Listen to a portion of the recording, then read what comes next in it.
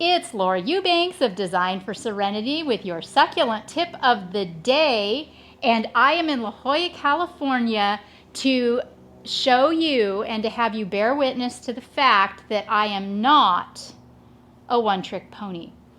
I can work with other things besides succulents, and this is a perfect example. This installation in La Jolla was put in about 5 years ago. It was one of my first major installations. This used to be bougainvillea, not a pretty one either. It was so ugly. The client hated it. But this, as you can see, is a giant wall. So I was inspired to plant a couple of Anna apple trees. These are a low-chill variety of apple. Apples are also great to plant in tight spaces because the wood is so soft and pliable. And they're ornamental, so they're going to get cut quite a bit in order to maintain their shape, but I'm not going to worry about that. If I don't get a plethora of fruit this year, no worries. Typically, after a hard pruning, you get a flush of leaf in a fruit tree as opposed to a lot of fruit. So this year might be scant on fruit, but we don't care. As you can see, I haven't been here in a while, and this plant has kind of lost its luster. It's way too tall. If we were to get some blossoms up at the top there, we'd never be able to reach to pick them anyway. So I want to lace this out to create more of a candelabra type of a shape. You'll notice that I have underplanted with aloe vera and some sort of Pacuvaria under the aloe vera. Then I have a gorgeous Echeveria imbricata. This has been here for 5 years and it's just stunning. Then we have a little aloe cameronii that is extremely green due to the fact that it's getting water, it's winter, and it's not that hot and there's not that much sun. Also, you can see that the blooms are spent. They're all done. So I'm just going to cut that bloom down as close to the base of the plant as possible. And we are outie there.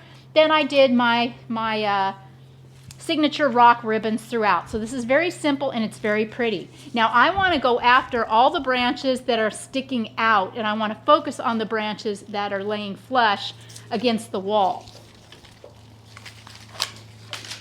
Like I said, this wood is really, really soft, so it's easy to manipulate. I'm going to cut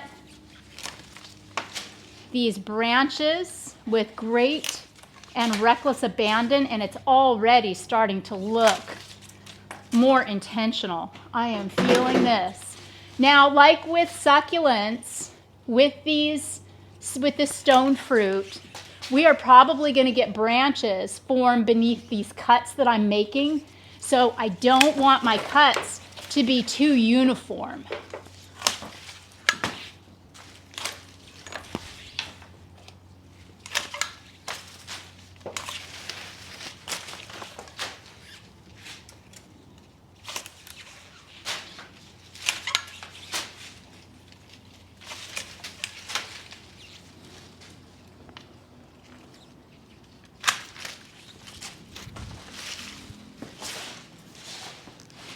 Let's go after these.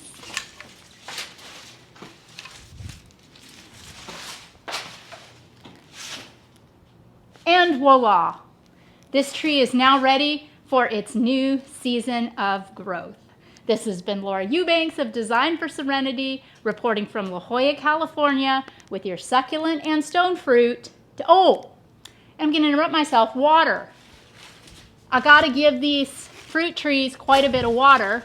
So these are on their own zone, and they get hit with subterranean drip once a week for about 15 minutes. And as you can see, the succulents don't mind a bit. So this has been Laura Eubanks of Design for Serenity, reporting from La Jolla, California, with your succulent and stone fruit succulent tip of the day.